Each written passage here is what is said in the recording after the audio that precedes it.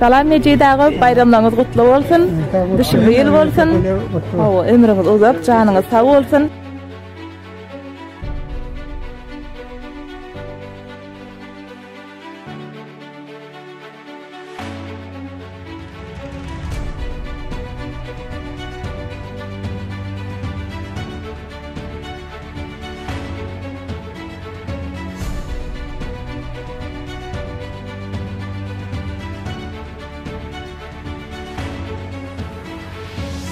Şu wagt sizin geçiren türgenleşiňizi gördük.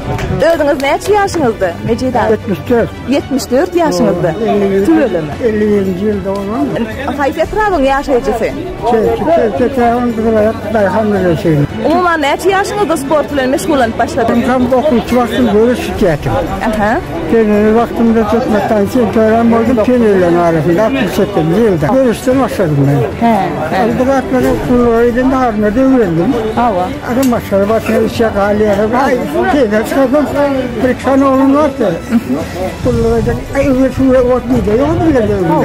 Sıvratları böyle çok bozustayla oturuyorum. Bir aylıyım. Adam acen geldi. Mal bakkan yerinde. Ay, orası çöndük. Koyduk armatı. Ay, arak bol tutuyor. Keçerlerinde 50% yutturuyor. Yok öyle. Doğru. Yaşım gitti de. Doğru.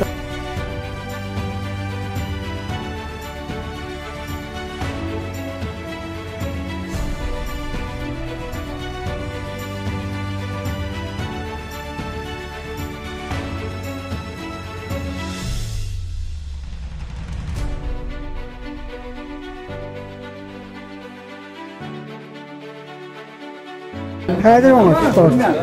Formas prezidentimiz 7 yaşta 70 yaşta senin sportun meşgulündeydi. Hawa. Bizim son senelerde böyle yani spor kompleksleri var. Hawa. Hem vurur var.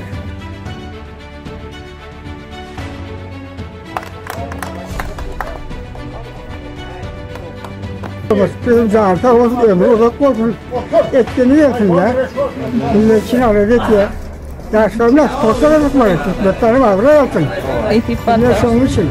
Ömrüňiz uzak bolsun Mejid ağa. Sağ ol.